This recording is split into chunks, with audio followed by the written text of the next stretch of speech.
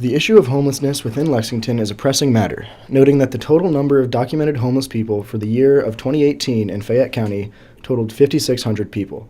This statistic was obtained from the Lexicount, an annual review produced by the Lexington-Fayette Urban County Office of Homelessness Prevention. This statistic is noteworthy, as it identifies a significant portion of individuals who are unable to function in society and beneficially contribute to the local community.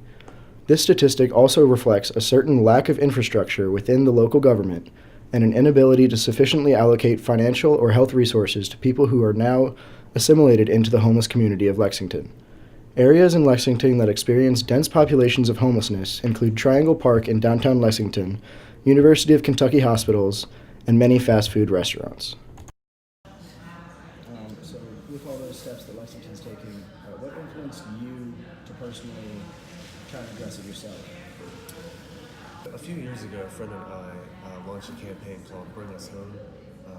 We decided to go homeless until we raised enough money to put somebody in a home for a year. We thought okay, homelessness is a huge issue, and it's very overwhelming if any one of us tried to solve it by ourselves. So what could we do that's small, that's challenging, but manageable? And we thought we could raise $3,000. So that's what we did.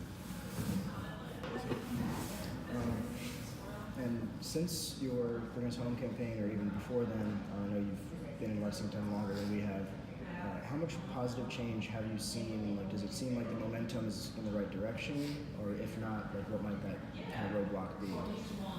I think we have to look at it as not like this, there's us and then there's homeless people. So as a social worker, we always believe in people first language. So for example, it's not, this person is not a schizophrenic. They're a person with schizophrenia. They're a mother with schizophrenia. They're a person in a wheelchair. They're not like a wheelchair person. Same thing with being homeless. I always try to say people who are homeless, that plumber who is homeless, because it's just one part of them. At the end of the day, we're all humans. And you change maybe one or two small details about our lives and how they've unfolded, and we are homeless. So I think the biggest thing is just humanizing the issue. It's one thing for people to kind of see it through their own lens of certain perspectives and reading about it and whatnot, but then it's a whole other thing when you're sitting face down to somebody and just talking to them, you realize wow, they're just a human like me. In my experience with working with this issue, nobody that I've come across wants to be homeless.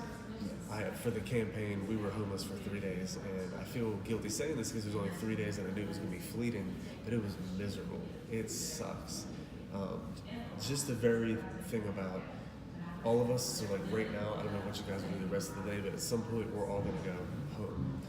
Then the next day we get up, we go to work, we go to class, and then we go home. We go with our friends and we go home. We go with our partners and we go home.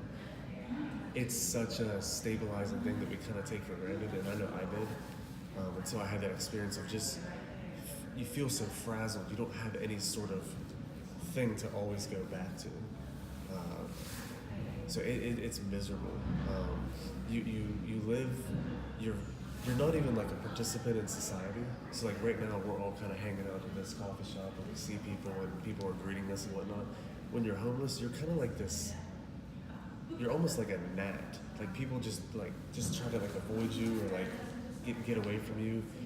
It's such a, after one of the days of the shelter, we went to this McDonald's, and there's a sign there. It says that you have to finish your meal within 30 minutes and you have to get out. And I thought that was really odd. I'd never seen anything like that, especially coffee shops and stuff. People just hang out for hours. And I learned that the reason was a lot of people who are homeless would go get their coffee, they'd pay for it, and they would sit there for a couple hours.